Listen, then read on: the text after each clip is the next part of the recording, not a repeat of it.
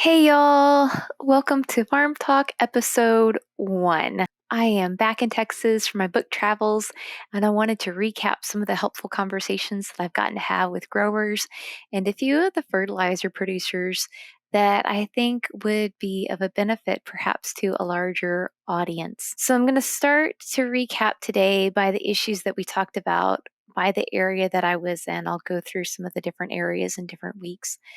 But today we're going to begin with the Fort Collins area.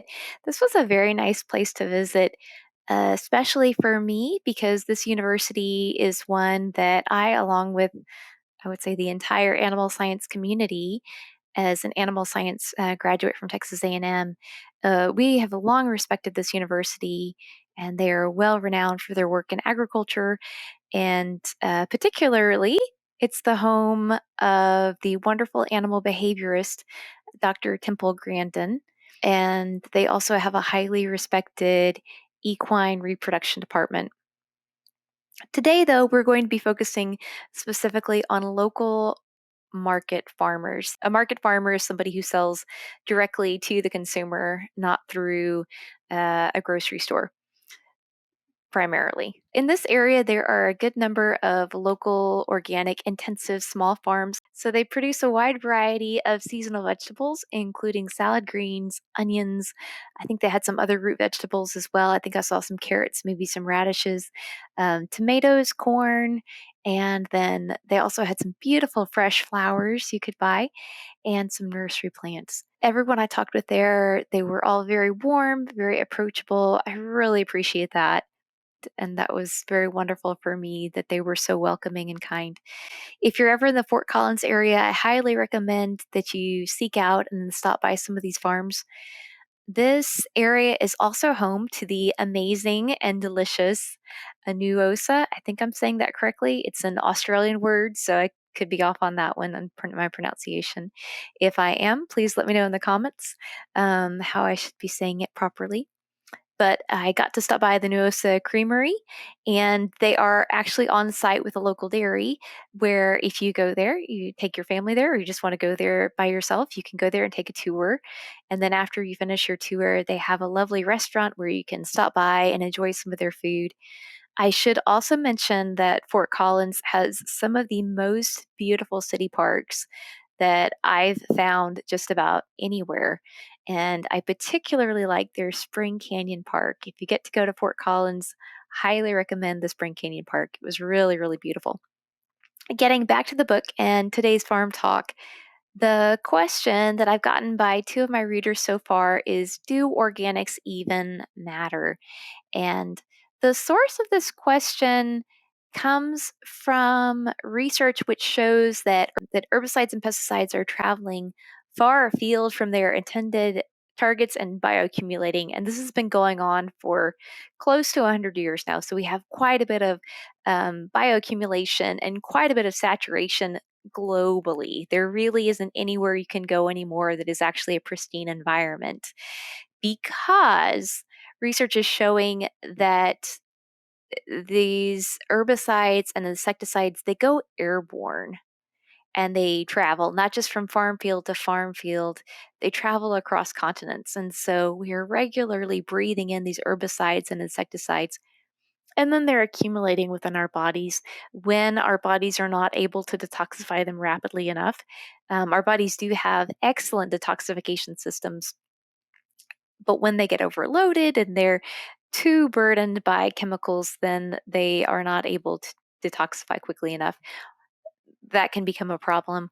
Or we don't have the nutrient density that we need in our foods, then we're not always able to complete detoxification pathways or natural body detoxification pathways, or complete those pathways quickly enough to move all of the toxins that we're breathing in, um, and then ingesting out of our bodies. There are very few American studies on these particular issues. Most of the studies that I found were either European, South American, or Asian. So I would love to see some more American studies on herbicides and insecticides in our breathable airways. I think that would be very helpful. So, in response to this question, getting back around my question, the question was, does eating organic food even matter in light of the fact that we are inhaling plenty of insecticides and herbicides from agricultural crops without even knowing it? So, my answer is yes, organics matter today more than ever. And the reason is because we can't control how much of these poisons really that we breathe in. We really have no control over that. But we can control somewhat the herbicides and insecticide content of our water and food. And keep in mind that this is about bioaccumulation and it's about your total intake and also your genetic ability to detoxify and the amount of nutrient resources that your body has to detoxify with. If we can control to some degree, we can minimize the amount of herbicides and insecticides that we're intaking into our body by eating organic, pesticide, herbicide, insecticide free foods or minimized foods, then that's a bonus for us. That's going to help our health overall. So if we go beyond organic foods to biotically grown foods, we will not only be consuming fewer herbicides, fewer insecticides than we might if we were consuming or chemically grown, well, let's say chemically grown, that's a better term for it, more accurate term. Chemically grown foods, we will be consuming fewer herbicides, fewer insecticides. But if we eat biotically grown foods, these are foods where the soil microbiome is being balanced nutritionally, and really the farmers and growers are thinking about how to maximize the nutrient density of their already organic crops. Then we're giving our bodies a bit of an advantage in terms of having those nutrient resources available, complete nutrient resources, not just a supplement here and a supplement there, but everything that's needed in order to help further detoxify our bodies from these toxins. So, in summary to the question, do organics even matter? The answer is yes, they matter more than ever before. The second topic that seemed particular to the Fort Collins area that I want to talk about today was that of finding and keeping good farm help. I really didn't expect this whenever I was talking to these farmers, but they were just so kind and candid with um, telling me, the realities of some of the challenges that they face. And as I was thinking about it, I thought, you really have two potential types of farm workers. You have the first would be somebody who just needs work and an income. They don't have a particular interest in farming. And the second one would be someone who has an interest in ultimately maybe pursuing a farm of their own. You could have a third category type of somebody who has an interest in farming, but maybe doesn't want to pursue having a farm of their own. And I think that's um, totally a possibility. But the challenge, that we were talking about with these farmers was that it's not a very lucrative field. And so if you're somebody who's interested in farming but not pursuing having a farm of your own, obviously you're going to be a little bit limited in what you can earn in that field versus being an entrepreneur, which would give you more earning ability. So, in the case of somebody who has an interest in pursuing having a farm of their own, is somebody who would likely be more intrinsically motivated, but they're also looking to learn a craft and essentially apprentice under somebody. I see this as being kind of a win win situation to seek out these aspiring entrepreneur farmers for somebody who's doing intensive market organic farming agricultural worker. One farmer I talked with expressed his belief that the lack of workers was due to government disincentives. So he voiced to me that he feels that young people today don't have a need to earn money. And if they have a desire to, there are obviously much less physically demanding ways to do so than market farming. So, what is interesting is that these farms were literally a few miles away from this, renowned agricultural university. And you would think that there would just be a steady stream of college students studying agriculture who would be eager to get some hands on experience in this field.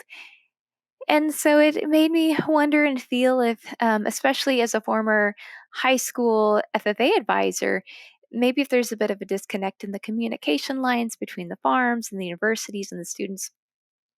From my conversations with the farmers, the university professors clearly were aware that these local farmers are there, and in at least one instance, they apparently even use their crops to do student research. But as a former ag science teacher, it's been my experience that there are a wealth of young people who love agriculture, and they would pursue a career in it if the gap between apprenticing under an organic or biotic farmer and building an enterprise of their own weren't such a big one. It may be that as starting a profitable small local farm has become increasingly difficult, that the former natural pathways that once existed to foster the matchmaking of a young aspiring farmer apprentice with a veteran farmer has kind of broken down.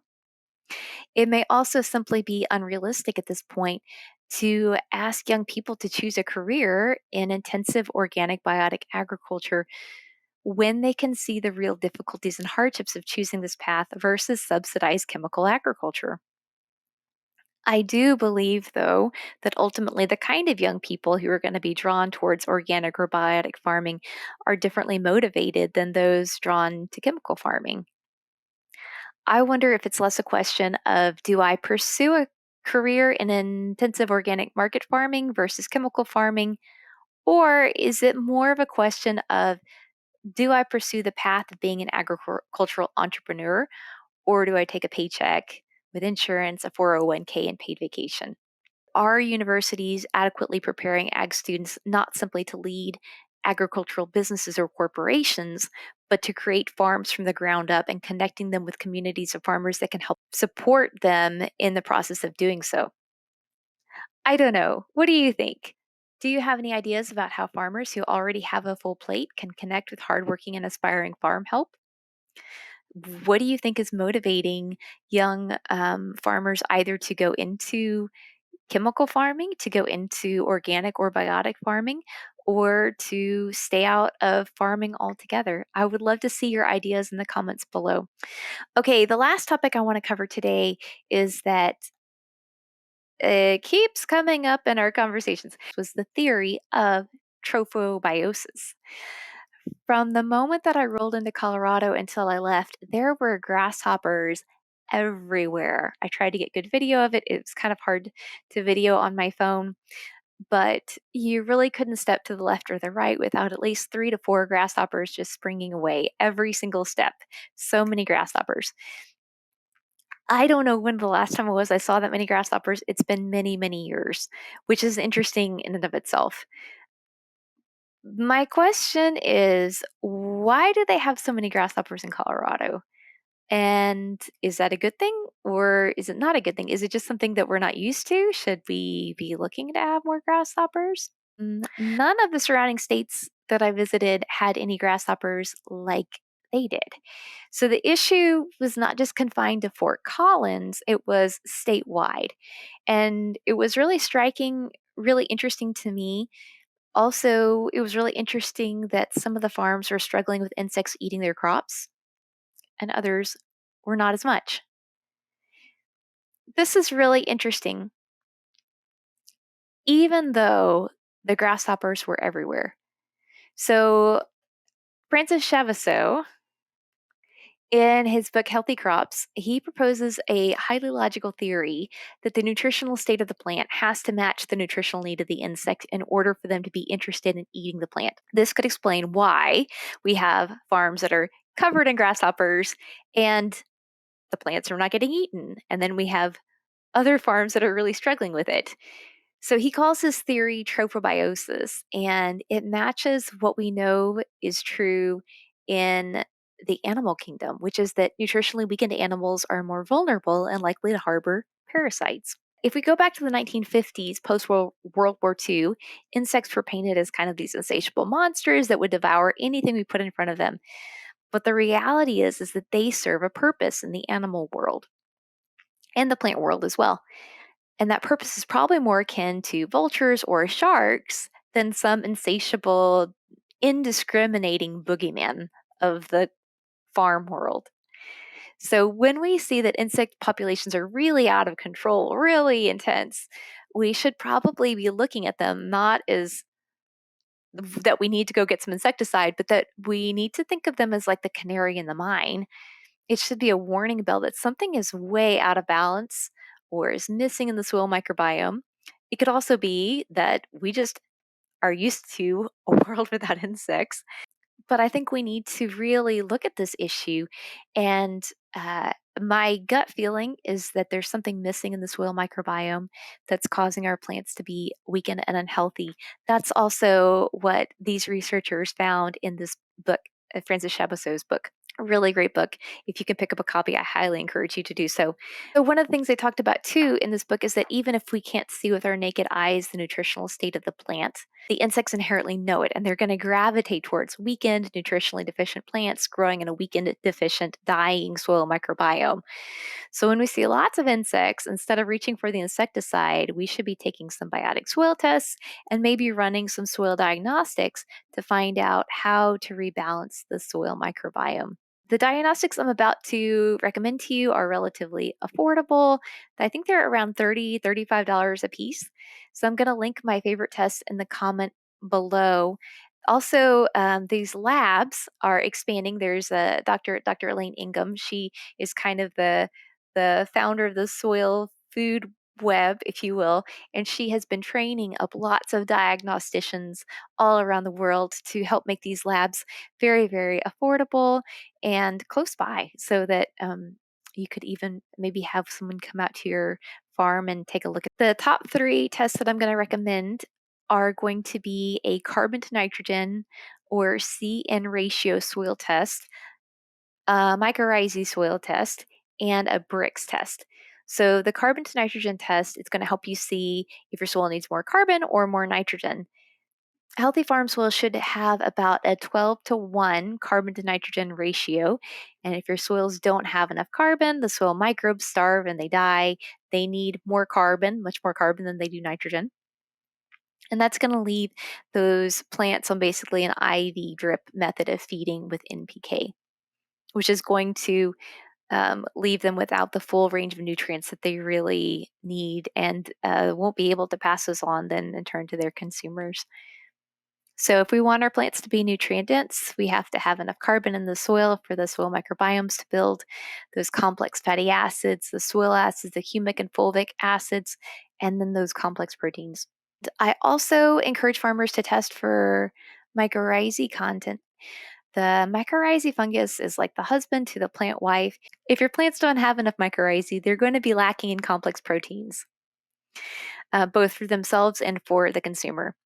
Among also, your soils are going to be probably deficient in carbon because those plants are pulling carbon into themselves and then they are feeding the mycorrhizae carbohydrates, complex carbohydrates, and then they're storing them in the soil. The mycorrhizae will help protect the plant from insects, nematodes, and pathogens. If your mycorrhizae is low, it's easy. It's an easy and inexpensive thing that we can supplement for. Last thing I think that would be good to look at would be the Brix testing. So Brix testing is basically the measurement of the sugar saturation in your plant, and this is a very simple thing. You can pick up a Brix refractometer yourself off of Amazon. Gets like maybe $20 and do that testing yourself. That's going to tell you basically the nutrient composition of your plants and your produce, and it's going to change throughout the season as your produce is growing and developing. But that would be another really great test because when the Brix levels are high enough, the insects aren't really interested in it.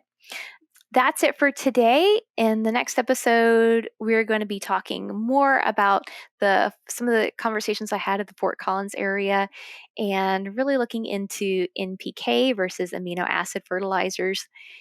And also, we'll talk a little bit about precision farming. So thank you so much for listening. It would mean a lot to me if you would please like this video and subscribe to this channel. Thank you so much. Bye-bye.